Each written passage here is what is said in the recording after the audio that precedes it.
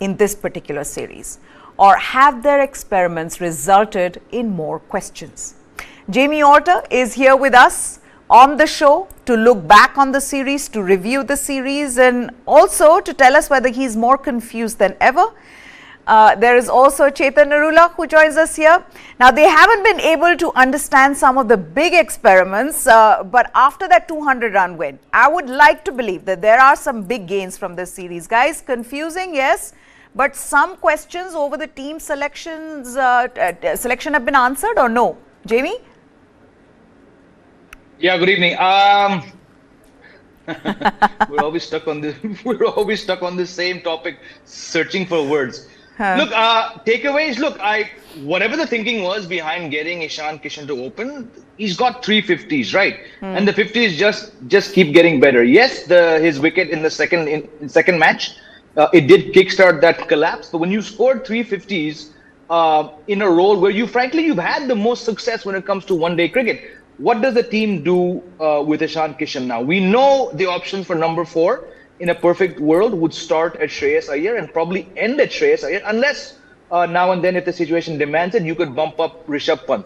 But we know Pant is not here. Shreyas Iyer, we hope, is very close to coming back.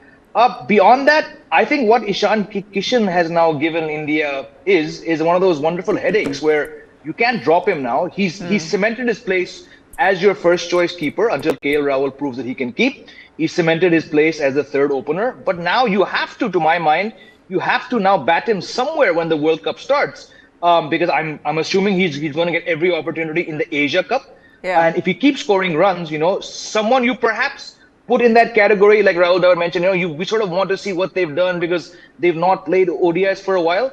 If indeed Ishan Kishan was in that category, now he's come out as your best batsman of the series. What do you do with him? Beyond that, I personally don't see too many positives. Sanju Samson getting that one more chance in the second match, hats off to him. Batted where I think Chetan and I would like to see him bat. Yeah. Got a very, very good 50. But again, glass half full, half empty. You would have wanted him to get more than 51, right? Yeah. It can be argued that that's a lot more runs than Sky got. But I don't want to go down that route. So I think Ishan Kishan here, and to my mind, no other real positives, because like we've been discussing, Maya, all three of us, we know what every single player brings to the table, so there's nothing new as such gained. Yeah, I'm also wondering what really did Yuzvendra Chahal do wrong? He got no opportunities here. But let's put the result up for everybody, and then I'm going to come to Chetan. Put into bat first, India got off to a brilliant start with Shubman Gill and an informed Ishan Kishan taking their team to 143 for no loss. I mean, look at that. Shubman Gill scoring 85, Ishan Kishan 77 before he got out. And then Hardik Pandya also scored a 50. Sanju Samson, he looked good, like Jamie was saying. In fact, Ishan Kishan was looking good for a century, but he was dismissed, like I said, for 77. There was Shubman Gill who scored 85. It was a man of the match performance. He struggled on this tour, so this was important, because this meant that we know that his bat cannot remain silent for too long. And we need Shubman Gill this year. We need him till the World Cup, till the end of the World Cup. Then there is Sanju Samson and Hardik Pandya. They scored 50s. They posted a mammoth total of 351 for West Indies. In reply, the hosts got off to the worst possible start. Mukesh Kumar getting both the openers cheaply. It was like the match was done in the power play almost. The trend continued and West Indies were bundled out for 151 in 36 overs. Their highest run scorer was Gurukesh Mothi, who made 39. Shardul Thakur, he bowled well. He was the pick of the bowlers for India, taking 4 wickets for 37. Mukesh Kumar got 3 wickets. So that's how the match ended. Now let me go to Chetan. Chetan, just overall, I think winning a match by 200 runs is what India needed. Really, that's the kind of statement they needed to make after having lost the second ODI, and they did that. So in that sense, that was a huge positive for this team. Hi Meha, hi Jamie. I think that was the only positive to be taken from this series, to be very honest, that India actually won the series despite all that experimentation, all that confusion, mixing things up. I wasn't sure they were going to win this series, but look, the pitch in the first two games was obviously spin friendly. We don't really see those kind of pitches in ODI cricket or white ball cricket for that matter too often. Probably we won't see such pitches a lot in India when the World Cup happens, or indeed during the Asia Cup. But it's important that, your batting lineup is able to bat on all kinds of surfaces, because that is what eventually ODI champions mean.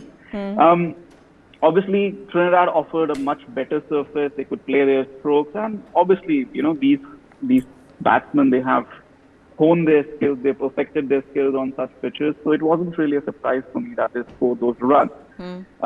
Now I'll tell you where the issues are for me in terms of their performances are. I mean, we discussed about Ishan Kishan. I'll slightly disagree with Jamie that it's a positive. I mean, he scored 3 half centuries, yes, but we already know that he can score those runs while he's, batting as an opener. He has a double hundred in ODI cricket.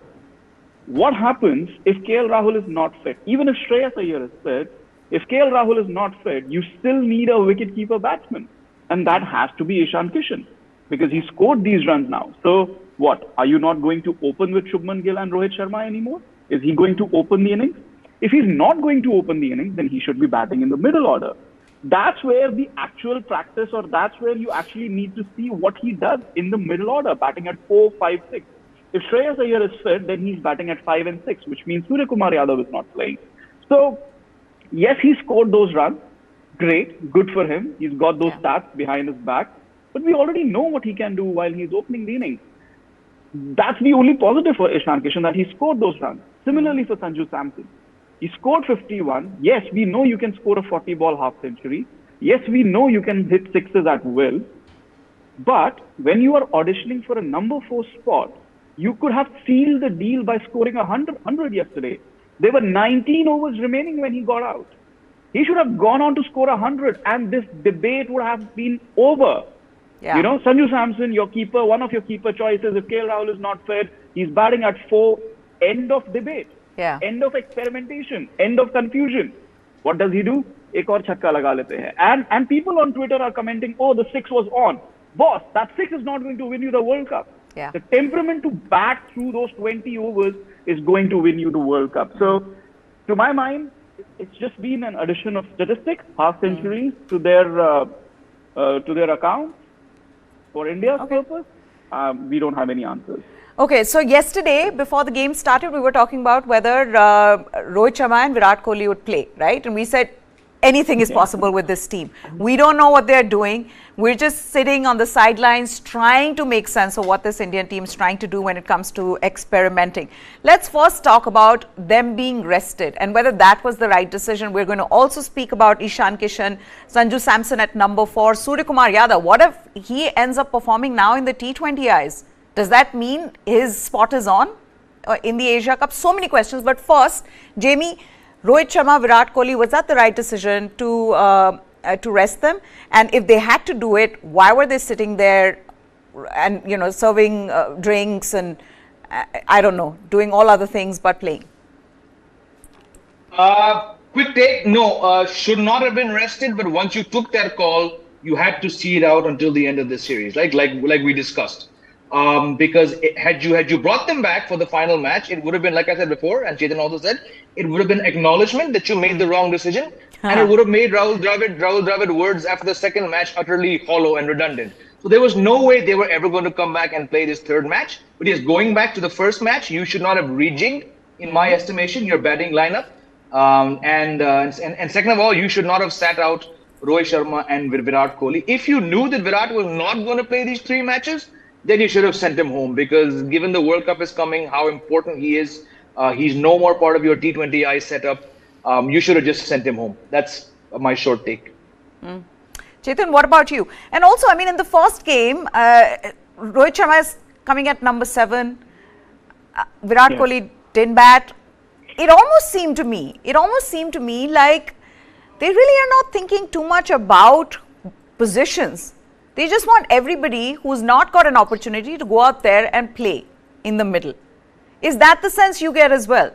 that, you know, they're really Absolutely. not thinking about positions, but positions do matter, right? I mean, Absolutely there is they do. no Absolutely they point do. getting Kishan is the Ishan biggest Kishan to example. He open. scored 3 half centuries Exactly. He scored 3 half centuries as opener, and because he scored 3 half centuries as opener, now you're going to bat him at number 4. Make that make sense.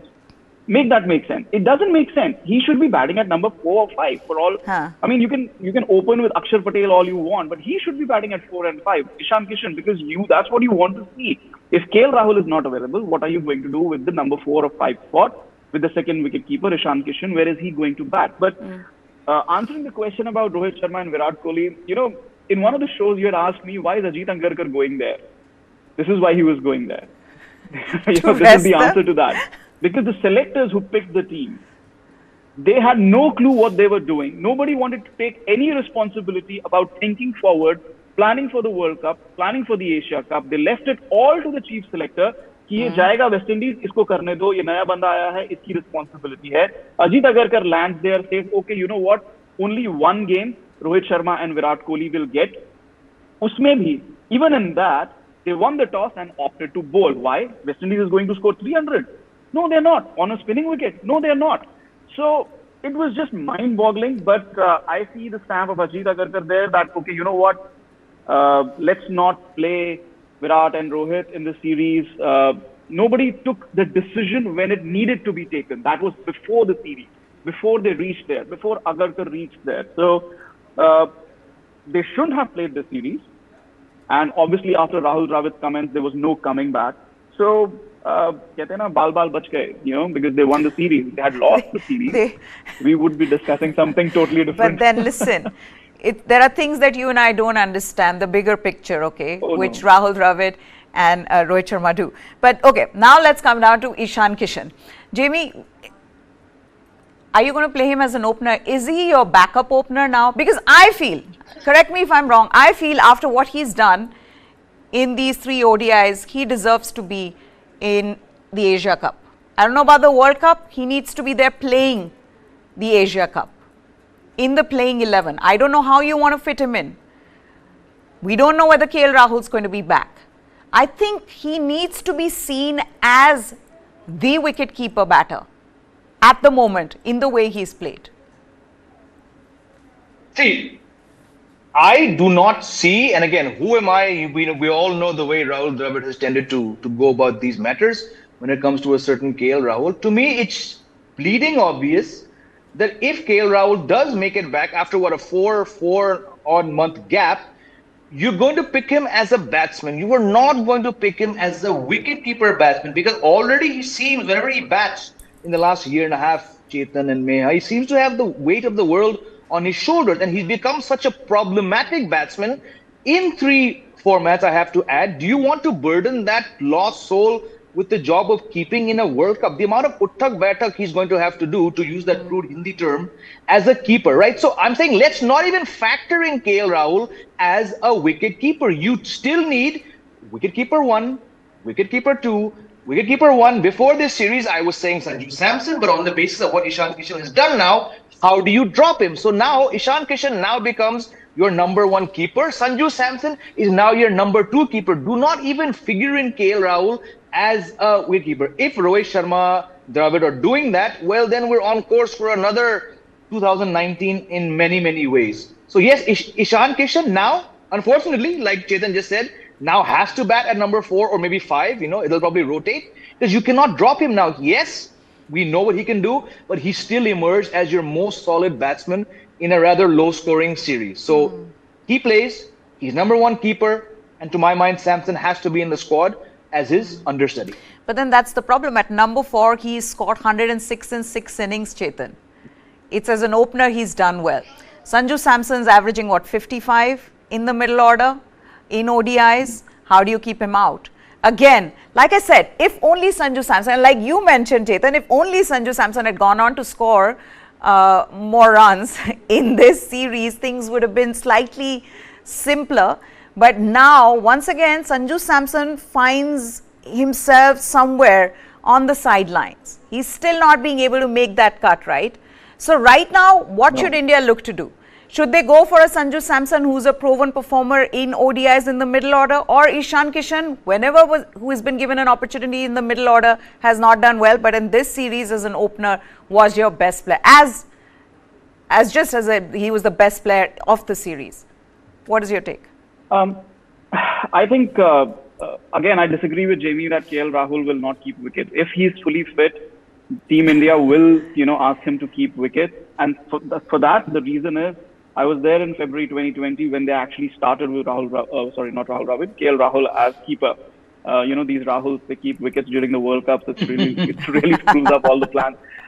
So KL Rahul started keeping wickets in February 2020, tour of New Zealand. And that was when the planning had started for the 23 World Cup, that he was going to keep wickets, bat at number 5, and that is the way forward for India.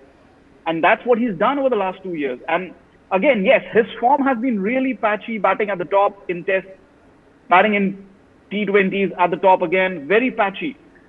But at number 5 in ODIs, he's a really good batsman. He knows, he reads the situation, he can accelerate, and he can play slowly if the situation needs him to be. To my mind, he's actually a better number 5 batsman than he's an opener in any format. If it were up to me, he would even, bat in the middle in Tests and T20s as well. But that's a separate discussion. KL Rahul, if he's fit, he will keep wickets, he will bat in the middle. At the moment, if we are talking about 2 wicket keepers, I'm thinking Ishan Kishan and KL Rahul if he's fit. If KL Rahul is not fit, then yes, Sanju Samson comes in as a second wicket keeper. The problem with what Jamie said is, if KL Rahul doesn't keep wickets, does he find a spot just on the basis of batting alone in the ODI World Cup squad? To my mind, the answer is no. So that is again a big quandary. You just can't take him as a pure batsman to the World Cup. And which is why this experimentation with Rahul as wicketkeeper began. And yes, you're right. Sanju Samson should have scored that 100 and ended this debate. But for him, it's more important to hit sixes than bat, say, 30, 40 overs when the opportunity presents itself. Good luck to him. He'll watch the World Cup on television like the rest of us. And I think it will be Ishan Kishan and KL Rahul if he's fit. Yeah, that's the story of Sanju Samson's life. That's what has been happening with him. But let's also then talk about Surya Kumar Yadav. How long? Now, okay, let's see this as a situation. They tried Ishan Kishan, Jamie, as an opener in this series. Brilliant. He succeeded. 3 consecutive 50s in ODIs. Record. Great.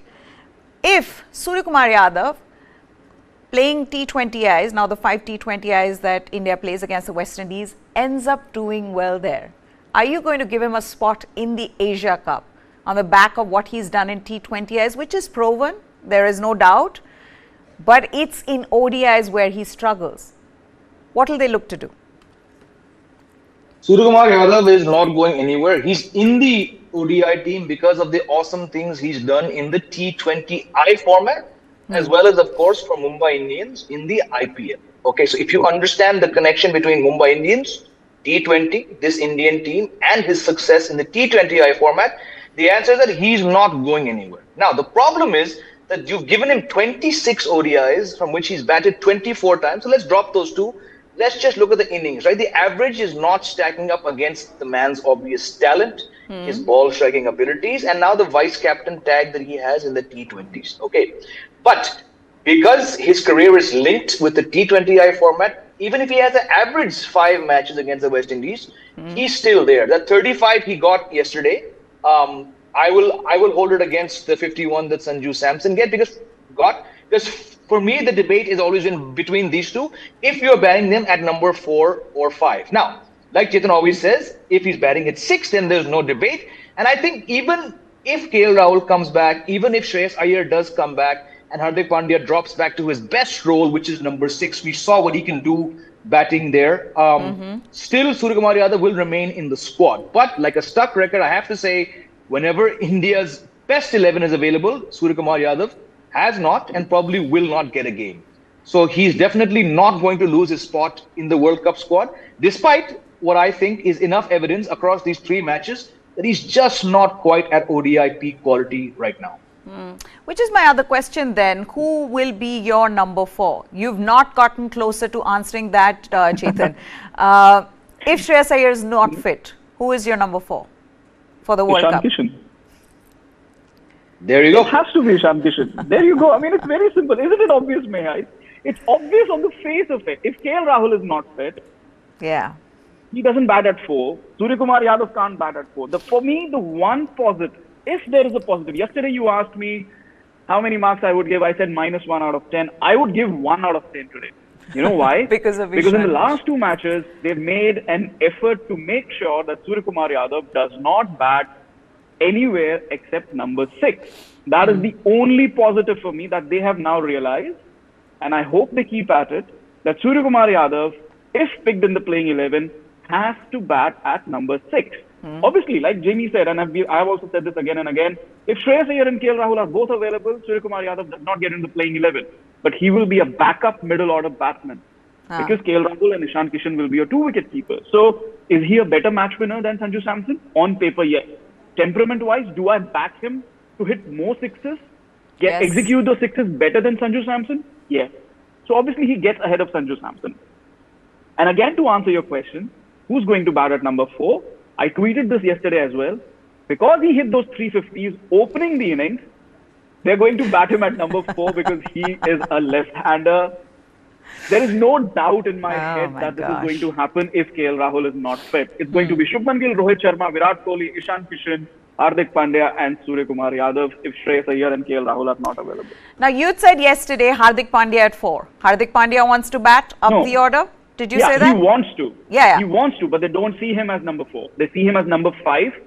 They see him as number 6 as well, but because Surya Kumar Yadav is there, Surya has to bat at 6, so Hardik obviously bats at 5, which is what happened in the last 2 games. And I think it has worked to an extent. It has worked a bit, you know. I did not like the strokes that they played in the second ODI, but yesterday on a better wicket, I think it worked. Yeah, and also he spent time in the middle. Now, Hardik Pandya, first let's first talk about Ishan Kishan and what he had to say after that brilliant innings yet again about his performance overall in this series. And that quote's going to come up on our screens. And he says, not so happy with the finishing that I gave. I was supposed to score big after being set. That's what my seniors told me. I should have stayed in and scored big. That's what I'll try next time. This is what he's gone on to say. And then he says, I will get set in the middle and score big. It's important at this level to get set. It's important to forget the last game and start from 0. I was thinking of taking it 1 ball at a time. Jamie, it can't be easy for Ishan Kishan not knowing what your future is. I mean, all said and done, I think that also needs to be taken into account when he's playing these innings. You know, this is these are knocks of a desperate man. There is no other way. And this has been, again, like I said, that there's the story of Sanju Samson's life is he's, you know, inconsistent. He's in and out. No one can quite figure out whether he belongs in a particular place in terms of, you know, positions in the side. This is a story of Ishan Kishan. He performs well. He's dropped. And similarly now he's in a situation where he knows that he needs to. It's almost like the pressure's on him. And that's why this stands out for me. I feel like he's in great form and he should be given an opportunity in the Asia Cup, in the World Cup, if he continues to perform like this. I think for the Asia Cup, definitely he will keep wickets because yes, KL Rahul can technically come back and keep wickets in the World Cup, but he's not, his comeback match, okay, in the Asia Cup is not going to be as a keeper batsman. It just makes no sense. He's going to need 2-3 matches to get a feel for international cricket. And again, I go back to what I was saying earlier. It seems like the weight of the world is on him. This KL Rahul that was doing fantastic things, and Chetan is right. I think he averages near 60 at number 5. The strike rate is 110 plus. Outstanding stats to give validation to why he should bat at 5. But right now, I just don't see him starting his comeback match keeping wickets as well because he's been away for 4.5 months. He just seems a bit of a frail character even when he's, really fit. So Ishan Kishan definitely should keep in the Asia Cup. But if KL Rahul is, of course, being seen as keeper number 1, then at some point during that Asia Cup, you're going to have to hand over the reins to him. I think Ishan Kishan has done enough even before this series. I think he's done enough to stay in India's World Cup plans. But again, to reiterate, after these 350s, they have to squeeze him into the playing 11 come that Australia match. And unless Iyer and KL Rahul do walk in, Ishan Kishan is going to be your wicketkeeper for the World Cup. Batting most likely at 4, if not 5, because 4 and 5 in this Indian team can be swapped pretty easily between a couple players, to my mind. So absolutely, he's ticked all boxes. He's not going anywhere unless he gets injured, of course. But Okay, now 2 players very important for India's World Cup plans. We know they're going to play, but how important was this series for them in terms of performances? One is Shubman Gill. Hasn't had a good tour, Chetan. This was important, and India needs him. You know, as important as Virat Kohli's form, Rohit Sharma's form, I think Shubman Gill and the kind of form that Shubman Gill has been in, I think in this World Cup year, as we get into this build-up, Shubman Gill getting the Man of the Match award, Shubman Gill scoring runs, 85, was also a huge positive. It was, because I was watching this game with my brother last night, and he said that, you know what, Ishan Kishan is such great form, and knowing Rahul Dravid, they might actually open with Rohit Sharma and Ishan Kishan and drop Shubman Gill altogether. So, which is possible. Anything is possible at the moment. But look, those runs were important. I'm not reading too much into his scoring in this West Indies tour. I think he was probably a little more occupied with that number 3 spot in Test cricket, trying to make it his own, trying to get going over there. He's not had the best of time. The pitches haven't been that easy. And to my mind, because he's been in such stupendous form this year, this bit of a dip that he's had, you know, it has actually come at a very right time, because now he can go relax a bit. Absolutely. Get started for the Asia Cup. There's this camp that is coming up in Alur, so he can just go there, he can relax. He's in the plans of the team. He's got some runs in his last ODI that he's played now. So he'll go to the Asia Cup with, you know, a fresh mind, a fresh perspective. Forget about Test cricket for a bit and all of that. Forget that he didn't score too many runs in the West Indies. So I think this bit has come at the right time. Now it's just probably a bit of a recovery mode. And yes, obviously, we need him in form. A Shubman Gill in flow is as good as Rohit Sharma and Virat Kohli today, because, I mean, not as good probably when they were starting out. He reminds me of when Virat Kohli was really starting out and starting to dominate all formats. That's what he reminds me of. So imagine if he's in full flow, Rohit Sharma is in full flow, Virat Kohli is in full flow. We won't even need a number 4. But but I think, yes, these top 3 batsmen are of prime importance. And it's of prime importance that they are in form come the Asia Cup, come the ODI World Cup. So this dip, not worrying, but came at the right time. Yeah. I like the way you try to justify that. We don't even need number 4 if they end up. That's the kind of belief that we have right now in how they're going about trying to figure out the number 4 for the World Cup. Jamie, Hardik Pandya is the other player that I was talking about. Shubman Gill, very important, but Hardik Pandya with the bat, with the ball, if he gets going, he's going to be a lethal force. In this series, and especially yesterday, the way he batted, started slowly. He has given the credit to Virat Kohli, saying that he had a chat with him, saying you've got to spend some time in the middle when it comes to ODIs. Just play a few deliveries, get the feel of it and then start going for your shots. And that worked, because at one point he was 11 of 22 balls, but then scored a 70 of 52 balls. Hardik Pandya, the batter, Hardik Pandya, the bowler. Also, he's been bowling well. He says, I'm a turtle, I want to become a rabbit come the World Cup. I feel like another player India wants desperately to do well in the World Cup. Absolutely, just because of what he offers, right? Yeah. He's not that big 6-hitter he was, because he's matured, he's understood his game, he's faced several setbacks off field as well as physical. But what he does, this is why a couple of shows ago I was talking about, when it comes to finishing innings in T20 and an ODI, you have a genuine match winner here. Is he inconsistent? Of course he is, because the kind of game he plays, it does open himself up to a bit of risk. Regarding the bowling, look, he's not that 144, 145 type bowler he was some years ago. He's also had injury setbacks. I just hope that, like he said, he's sort of setting himself up to come back and bowl more overs. And I think we can logically expect him to maybe bowl 6-7 overs per ODI, especially where conditions demand. You might see him, amping that up to 8.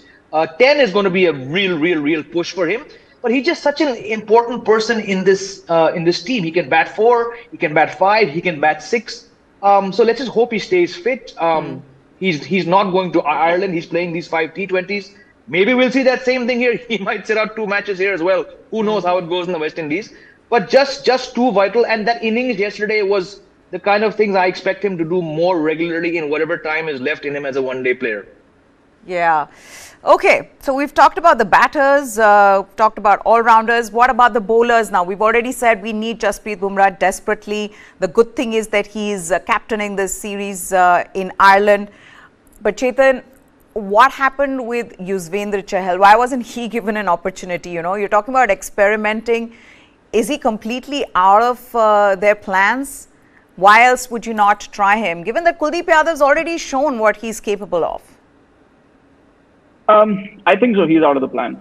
I've said this before as well. I mean, every captain has his preferences in terms of spin, in terms of pace, you know, the kind of bowlers they want to depend on, the kind of bowlers they trust to do the job, to cater to their particular plans.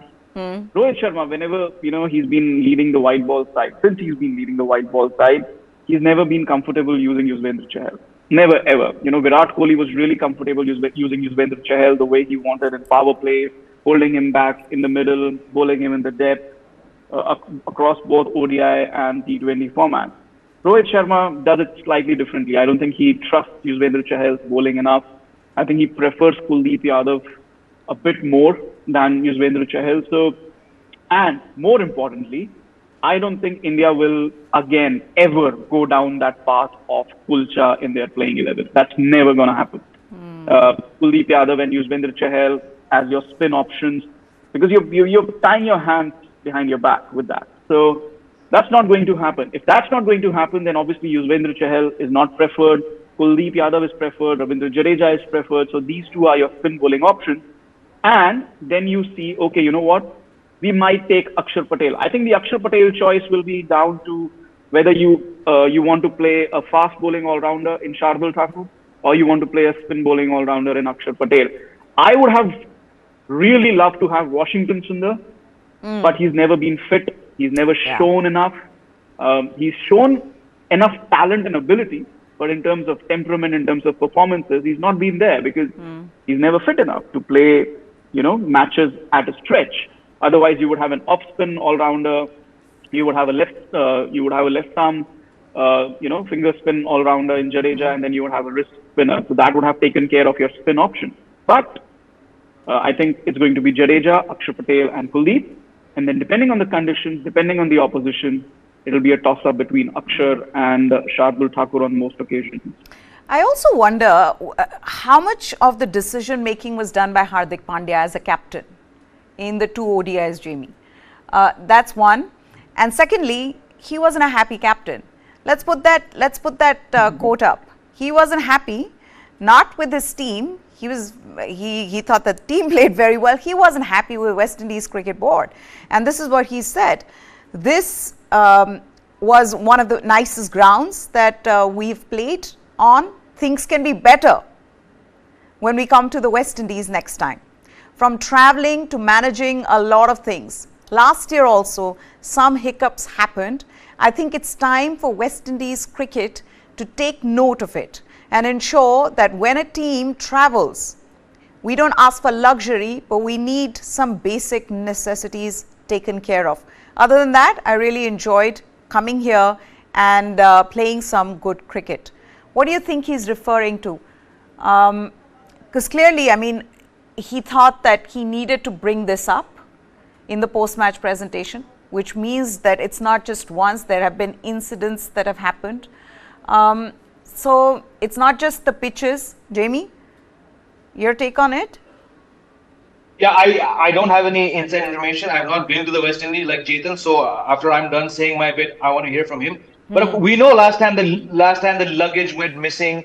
Given the fact that, you know, the venue for the final match is one of the smaller venues, one of the smaller places, there could be some logistical hassles. Again, we don't know. Maybe it was more about the nature of the pitches also at the first 2 venues. He didn't specifically mention that venue. But I honestly I don't have enough knowledge of where this comment came from. So okay, let's get our expert from who's gone to the West Indies, who's seen it all.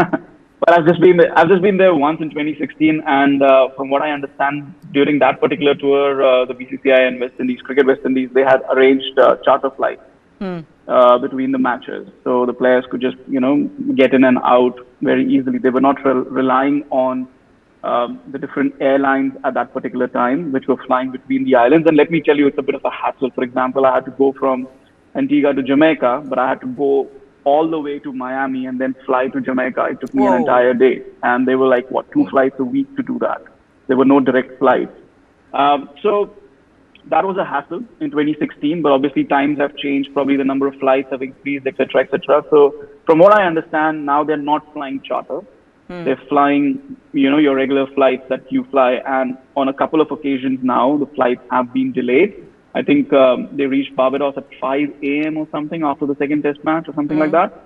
And they haven't been happy with those kind of arrangements, for which I think the BCCI is also to blame, because they are the ones who handle the logistics and all, and also the food. So I'm not sure if he's referring to food. So I'm not really sure what exactly he's referring to, but I do know for a fact that they are not traveling charter this time around.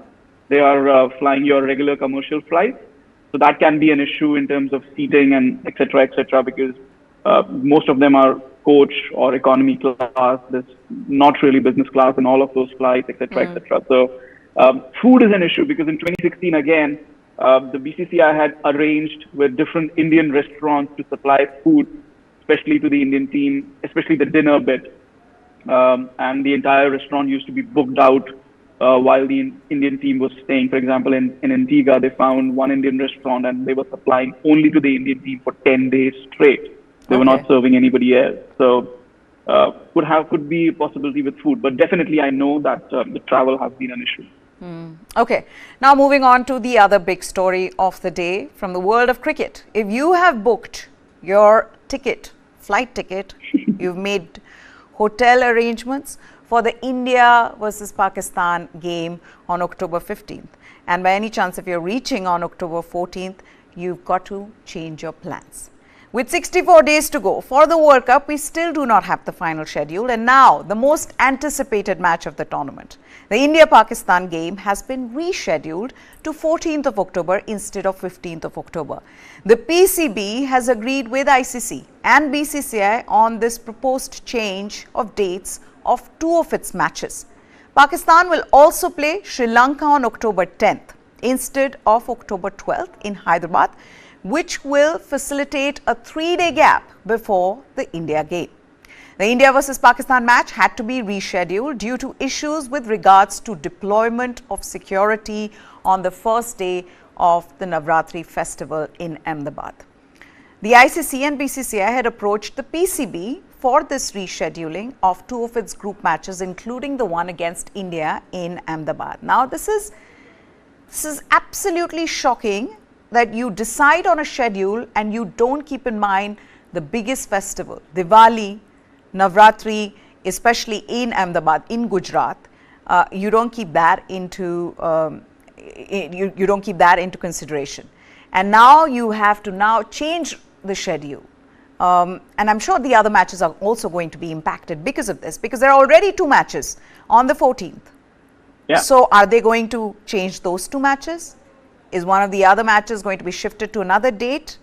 All of that we'll get to know in a bit. The International Cricket Council will soon release an updated schedule, as apparently a few other games involving other teams would also be rescheduled. I don't know who needs to be taken to task for this, but this is not cool. Again, we've discussed this on our show with Chetan, with Jamie, how fans need to be taken more seriously. They need to be respected, and this cannot be the way they're treated.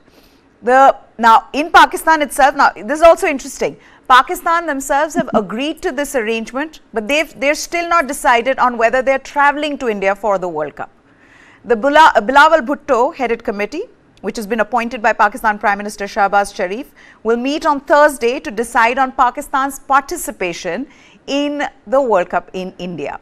The committee, headed by Pakistan's Foreign Minister, that's expected to ask the International Cricket Council and the hosts, BCCI, to permit a security delegation to visit the venues where the Pakistan team will play. But they have agreed to the changes. And what? The tournament begins on 5th of October. Chetan, have you booked your flight?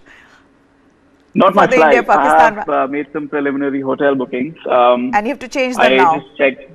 No, I haven't changed them because obviously I go for the preview day as well. So I was going to go on the 13th and I was going to stay till the 15th. So not much difference for me. But again, heart goes out to the people who are traveling from the US, UK, all over the world. I've mentioned here and on other shows as well that cricket travel, especially during the ICC events, is all Indian fans, mostly Indian fans. It's all because of them that cricket travel is actually a trend, a little bit with Barmy Army, a little bit with Australia. But when it comes to ICC events, it's all about the Indian fans. I mean, I remember India-Zimbabwe in the last T20 World Cup. They did not know who India was playing. West Indies was supposed to play or Ireland was supposed to play.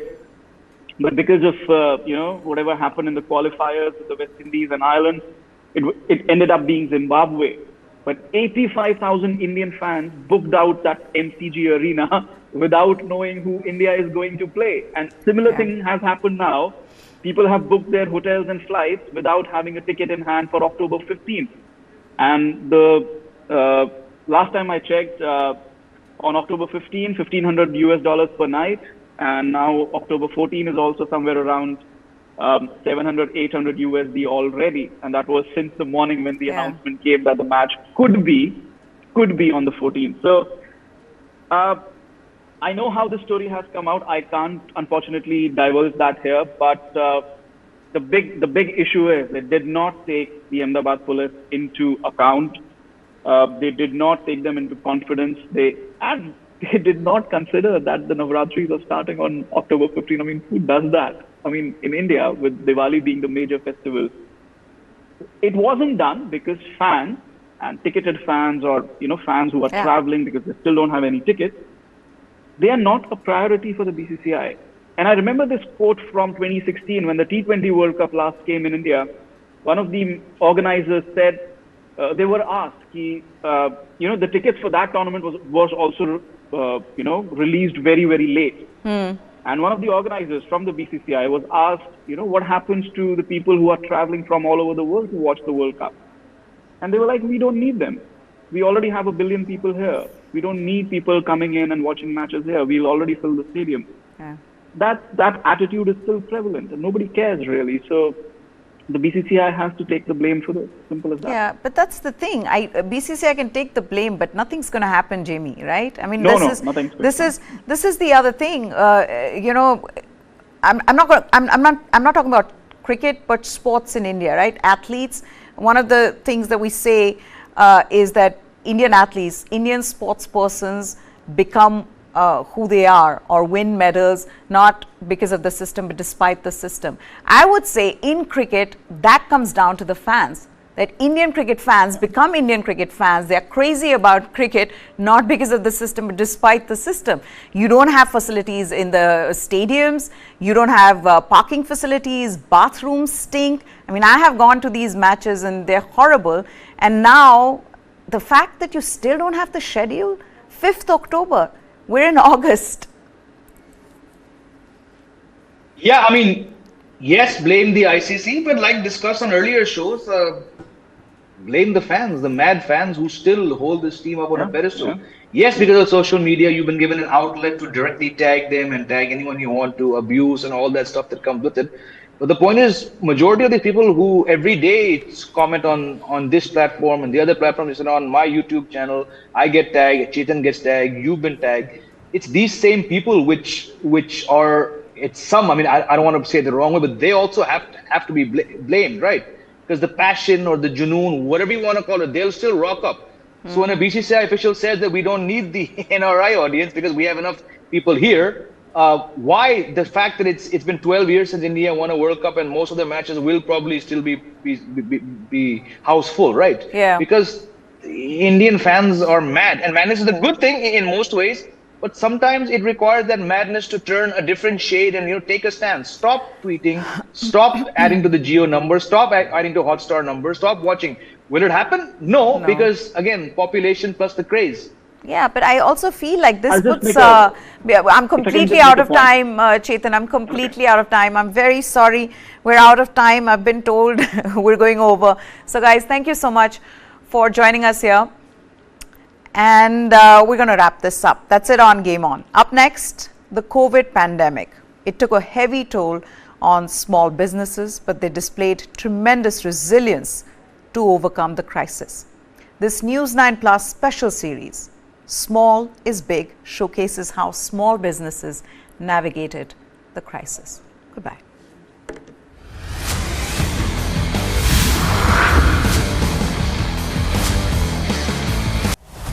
Gautam Adani, one of the richest men in the world, or a business honcho, accused of manipulating the market. Adani ji 609 number से दूसरे number तक कैसे पहुंचे? सिर्फ एक सवाल पूछा, नरेंद्र मोदी जी, आपका अदानी जी से रिश्ता क्या है?